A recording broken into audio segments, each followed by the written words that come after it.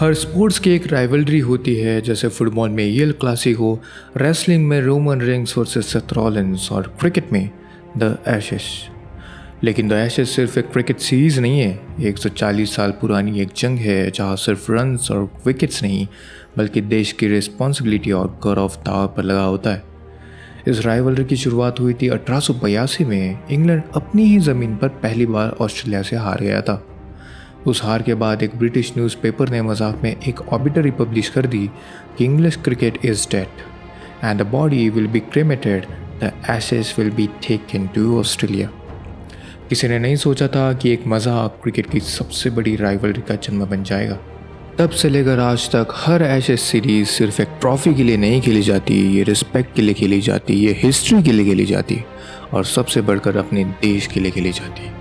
Sir Don Bradman, Ian Botham, Shane Warne और Andrew Flintoff cricket के कुछ सबसे बड़े लेजेंड इसी राइवलरी ने दुनिया को दिए हैं और हर जनरेशन का एक हीरो रहा है जिसने एशेस को अपनी पहचान बना दिया। और उस जनरेशन का हीरो था Steven Smith. 2019 ashes Steven Smith की रिडेम्पशन स्टोरी बन चुकी थी। एडबैस्टन में 2 सेंचुरीज और लॉर्ड में फिर से डोमिनेशन, जब तक एक बाउंसर ने उसे ग्राउंड छोड़ने पर मजबूर नहीं कर दिया।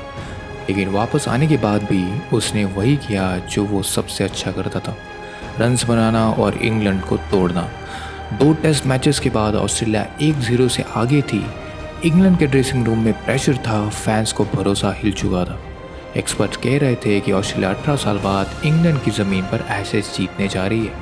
अब सीरीज़ पहुंच चुकी थी हेडिंगली में, एक ऐसा ग्राउंड जहां इंग्लैंड के पास सिर्फ एक ही ऑप्शन था, जीतो या एशेस को अलविदा कह दो।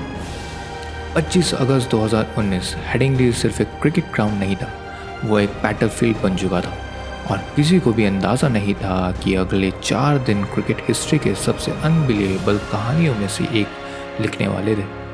और इसी बीच जहां हमने हीरो की बात की वो थे स्टीवन स्मिथ, लेकिन इसी कहानी में एक ऐसा विलन आने वाला था और एक ऐसा एंटी हीरो आने वाला था जिसने इस पूरे मैच को ही बदल दिया। तो शुरू करते हैं।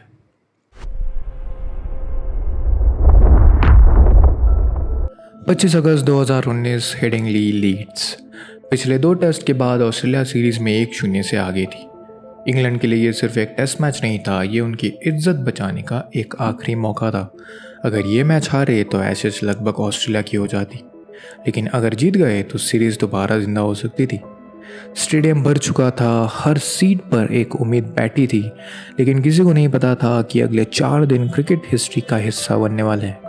टॉस हुआ और ऑस्ट्रेलिया ने टॉस जीता और पहली बैटिंग करने का फैसला किया। डिसीजन बिल्कुल सही लग रहा था बिकॉज सीरीज़ में कॉन्फिडेंस ऑस्ट्रेलिया के साथ था। स्टीवन स्मिथ अनस्टॉपेबल ज़रूर थे, लेकिन इस टेस्ट से बाहर हुए थे बिकॉज ऑफ इंजरी और इंग्लैंड पर प्रेशर पहले से ही माउंटेन की तरह टूट चुका था।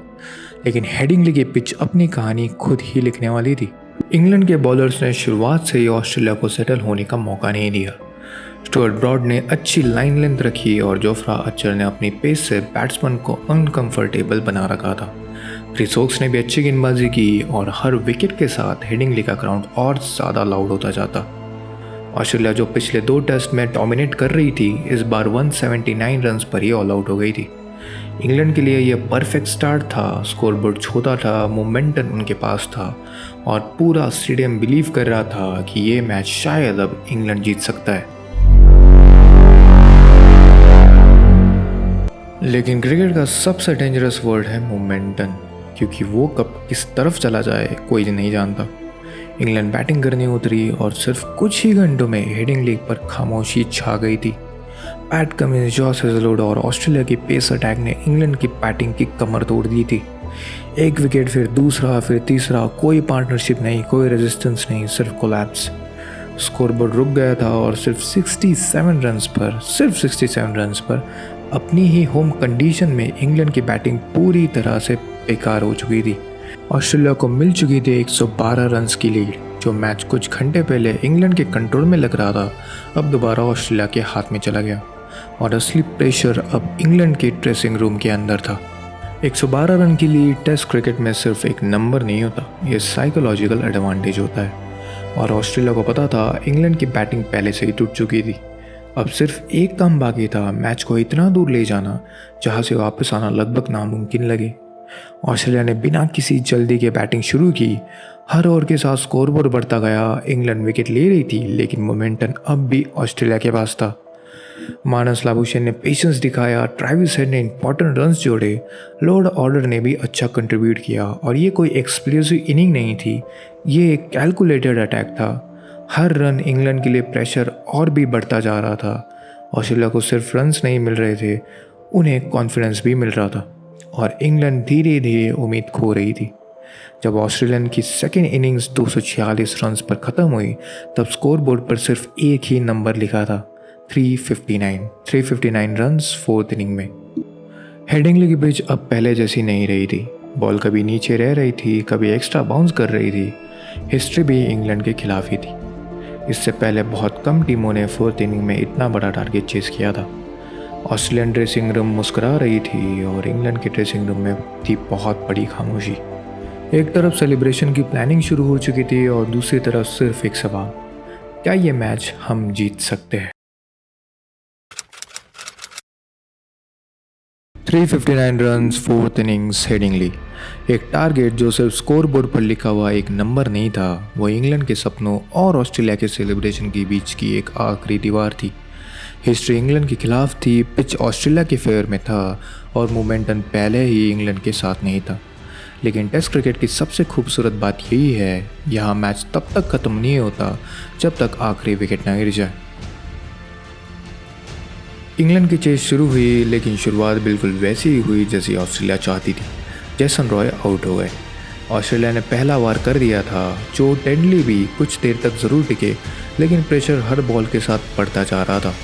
मिचेल स्टार्क और पैट कमिंस सिर्फ बॉलिंग नहीं कर रहे थे, वो इंग्लैंड की उम्मीदों पर हमला कर रहे थे। हर ओवर के बाद ऑस्ट्रेलियन फील्डर्स और ज़्यादा एनर्जेटिक दिख रहे थे और हर अपील में उन्हें विकेट ही नज़र आ रहा था। जो रूट जो इंग्लैंड के कप्तान थे वो भी बहुत जल्द ही आउट हो चुके थे। जॉनी बेयरस्टो आए और चले गए। जॉस बटलर भी आउट हो गए, क्रिस वोक्स भी आउट हो गए, जोफ्रा आर्चर तक आउट हो गए थे। हेडिंगली का शोर धीरे धीरे अब खामोशी में बदलने लगा। स्कोरबोर्ड पर लिखा था 286 पे 9। इंग्लैंड को जीतने के लिए अभी भी 73 रन चाहिए थे और उनके पास बचा था सिर्फ एक विकेट। ऑस्ट्रेलियन प्लेयर्स को लग रहा था बस एक बॉल और एक विकेट और एशेस लगभग उनकी जेब में होगी। कमेंट्री बॉक्स में भी बातचीत की होने लगी थी और एक्सपर्ट भी कह रहे थे कि मैच तो अब ख़त्म हो चुका भाई। स्टैट्स भी वही कह रहे थे और हिस्ट्री भी वही कह रही थी। लेकिन एक आदमी था जो इनमें से किसी की बात सुनने को तैयार नहीं था। अब आता है कहानी का वो विलन जिसने इस मैच को ऑस्ट्रेलिया के लिए एक नाइटमेयर बना दिया। क्रीज के एक एंड पर खड़ा था द बेंजामिन स्टोक्स, 91 रन्स पे नॉट आउट, और दूसरे एंड से चल के आ रहा था जैक लीच, एक टेलेंडर जिसने कभी बल्लेबाजी नहीं की और शायद इसी वजह से ऑस्ट्रेलिया ने उस पार्टनरशिप को कभी सीरियस लिया ही नहीं था। लेकिन अगले 2 घंटे सिर्फ एक पार्टनरशिप नहीं बनने वाली थी, एक लेजेंड जन्म लेने वाला था। बेन स्टोक्स जानता था अगर उसने स्ट्राइक छोड़ी तो मैच ख़त्म हो जाएगा। अब ये पार्टनरशिप 2 बैट्समैन की नहीं थी, ये एक आदमी और पूरे ऑस्ट्रेलियन टीम के बीच की जंग थी। जैक लीच का रोल सिंपल था, विकेट बचाना, और बेन स्टोक्स का रोल था नामुमकिन को मुमकिन करना।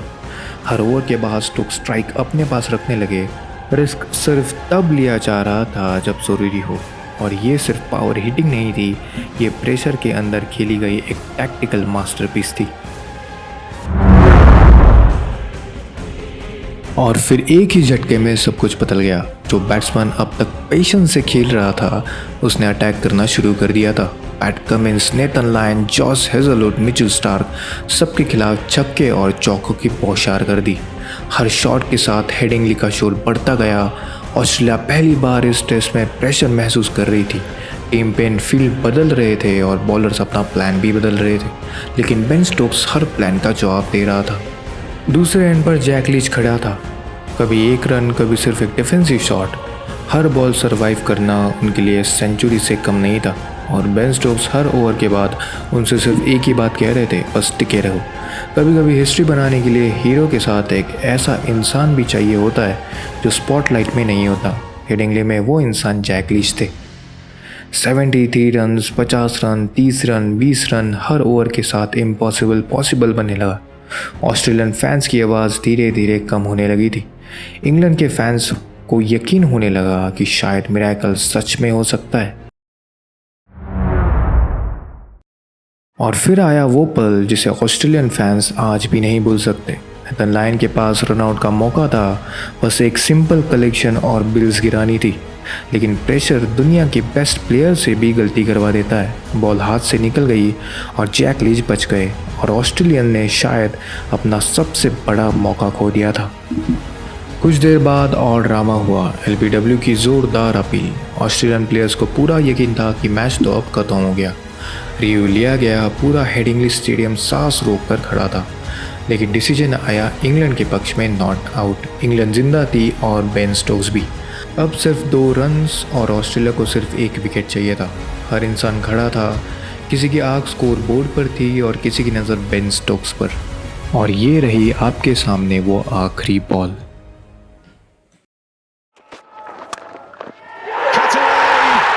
Cut away for 4. What an innings, what a player.